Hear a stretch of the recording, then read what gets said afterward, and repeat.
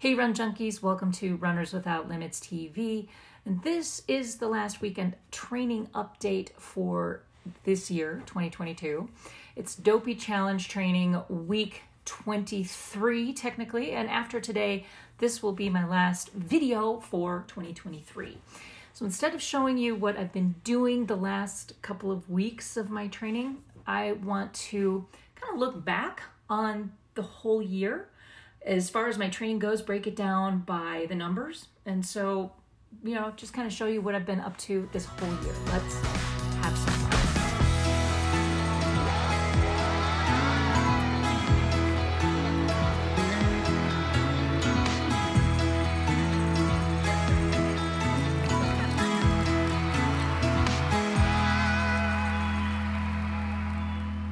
Okay, quick recap of weeks 22 and 23 for Dopey Challenge training. Lots of treadmill time. It's been cold. We're currently going through a polar vortex, and I've really just been focusing on the holidays and the upcoming Dopey Challenge, making sure my training is on point. I'm feeling really strong going into the Dopey Challenge, and I'm really proud of the strides I've taken for my health overall, particularly in the last quarter of this year. So breaking down this year, all right, so let's look at the whole picture. I love looking at my training volume graphically.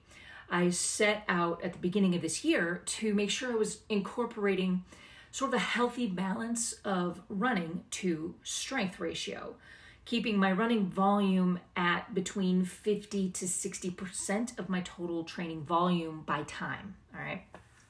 So these pie charts right here, they're available on Training Peaks. And I love how I can see where I'm spending my time in training. So for this year, up through today, which is Friday, December 23rd, not all the way to the 31st, but it's close enough. This is how my training has broken down by discipline this year, all right? So I've completed 232 hours of running, which is 956 miles of just running, all right? Then I have logged 88 hours, really, 88 hours of walking at 289 miles, okay? That's a lot. Another 66 hours of strength training and 40 hours of other, which basically includes yoga and other low-impact cross-training. That's this whole year, okay? So why is all of this important? Well, at age 49, version 4.9, I know that strength training is going to become much more important going forward. It's a critical component of my long-term running health, and training for the Dopey Challenge can throw that balance off if you're not careful, because it can be just all about the running.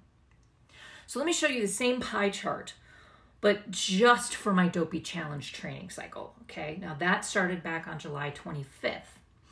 It looks pretty much the same, right? It's about where I really wanted to be, where I was hoping to be going into this training cycle. It's where I wanted to end up by this point.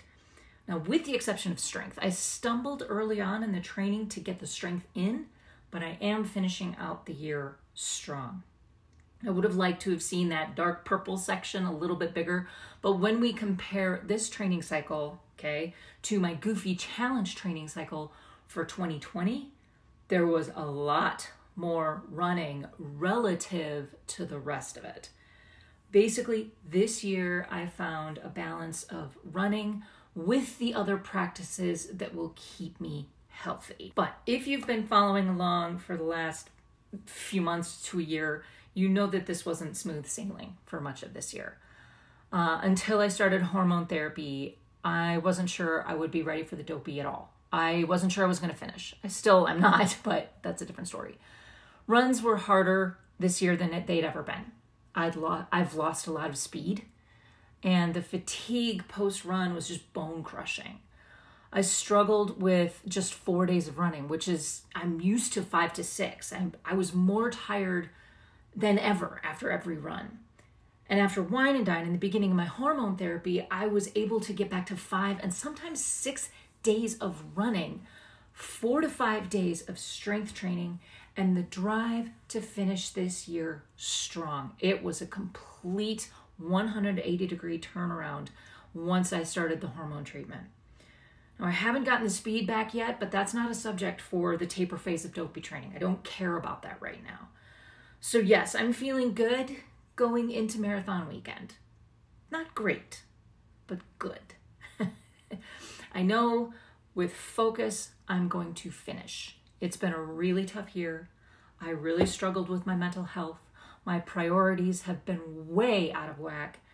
But in the coming weeks, I'll be taking charge of sort of righting that ship here, okay? More than ever, I want to be able to keep running for the rest of my life.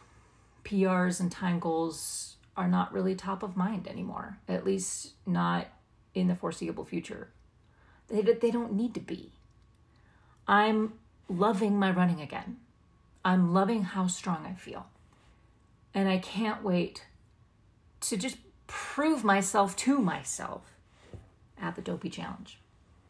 As I said earlier, this will be my last training update until late January. We're in taper now. Recovery is going to be boring, and it's hard for me to kind of come up with something to say every time I get on the treadmill. So I need to take a step back from the channel for a few weeks.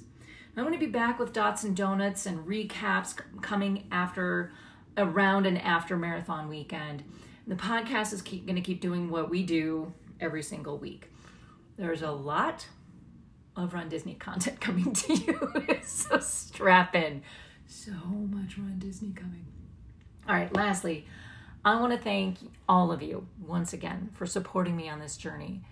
You've been with me through it all as I struggle to learn all over again what my body is telling me, what it means for me personally to be a runner, and what I need to do for myself. So thank you. And with that, I'm going to close it out for this year. I wish you all a Merry Christmas, Happy New Year, and all the greetings of this holiday season. We'll see you again in January, and until then, remember, you have no limits. Happy running.